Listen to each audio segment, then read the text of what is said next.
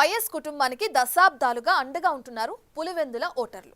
కాంగ్రెస్ నుంచి ఆ కుటుంబ సభ్యులు వరుసగా 10 సార్లు గెలిస్తే వైసీపీ నుంచి జగన్ వరుస విజయాలతో పులివెందులను తన అడ్డాగా మార్చుకున్నారు. అయితే ఇక్కడ ఇంతవరకు గెలుపు గుర్రమెక్కని టీడీపీ కూటమి ప్రభుత్వం ఏర్పడినాక అక్కడ పాక వేయడానికి పావులు కదుపుతుందట. జగన్ సొంత నియోజకవర్గంలో ఆయన్ని ఢీ కొనడానికి ప్రణాళికలు రెడీ చేస్తుంది. అయితే ఆ క్రమంలో ఇప్పటికే పులివెందుల్లో జగన్ కి షాక్లు తగులుతున్నాయట. మాజీ సీఎం వైసీపీ అధినేత జగన్ రాజకీయ కోట పులివెందుల మున్సిపాలిటీపై తెలుగుదేశం దృష్టి సారించింది. అందులో భాగంగానే జగన్ కు చెక్ పెట్టేలా టీడీపీ పావులు కదుపుతోంది. ఏపీలో కూటమి ప్రభుత్వం ఏర్పడ్డాక ఇప్పటికే పలు మున్సిపాలిటీల్లో పసుపు జెండా రెపరెపలాడింది. ఆ క్రమంలో పులివెందులలో కూడా జగన్ ను ఢీకొట్టేలా టీడీపీ మాస్టర్ ప్లాన్ వేసిందట. అందులో భాగంగా ప్రజల్లో బలమున్న నేతలను టీడీపీలో చేర్చుకోవటానికి స్థానిక క్యాడర్ సిద్ధమవుతున్నారు.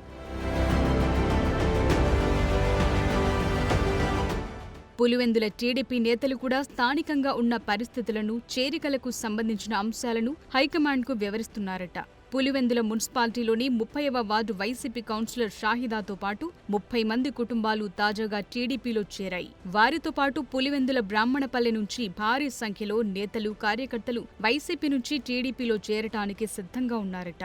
ఆంధ్రప్రదేశ్లో జరిగిన సార్వత్రిక ఎన్నికల్లో బీజేపీ, టీడీపీ, జనసేన పార్టీల కూటమికి ఆంధ్రప్రదేశ్ ఓటర్లు పట్టం కట్టారు. దీంతో చంద్రబాబు సారథ్యంలో ఎన్డీఏ ప్రభుత్వం కొలువుదీరింది. ఈ ఎన్నికల్లో వైసీపీ కేవలం 11 స్థానాలకు మాత్రమే పరిమితమయ్యింది.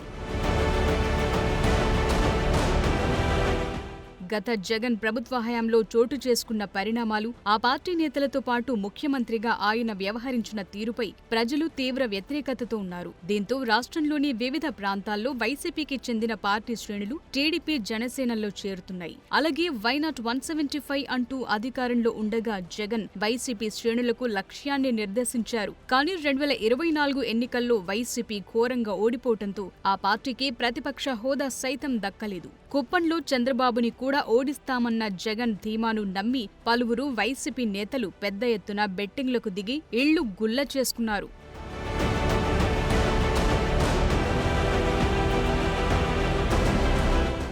ఇక అర్హత లేకపోయినా తనకు ప్రతిపక్ష నేత హోదా కేటాయించాలని జగన్ అసెంబ్లీ స్పీకర్ అయ్యన్న పాత్రుడుకు లేఖ రాశారు. కానీ సంఖ్యాబలం లేదంటూ స్పీకర్ స్పష్టం చేయడంతో జగన్ ఏపీ హైకోర్టును ఆశ్రయించారు. ఆ క్రమంలో అటు అసెంబ్లీకి వెళ్లలేక ఇటు పులివెందులలో ఉండలేని పరిస్థితి ఎదుర్కొంటున్నారాయన.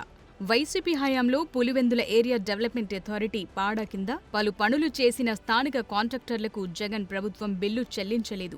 ఆ బిల్లుల కోసం వారు జగన్, భారతీరెడ్డిలు కనబడితే నిలదీస్తున్నారు. మొత్తానికి ఇలాంటి పరిణామాల నేపథ్యంలో వైసీపీకి రాజీనామా చేయాలని దిగువ స్థాయి నేతలు సిద్ధమవుతున్నారు. దాంతో రానున్న స్థానిక సంస్థల ఎన్నికల్లో వైసీపీకి ఎదురుదెబ్బలు తప్పవన్న అభిప్రాయం వ్యక్తమవుతోంది.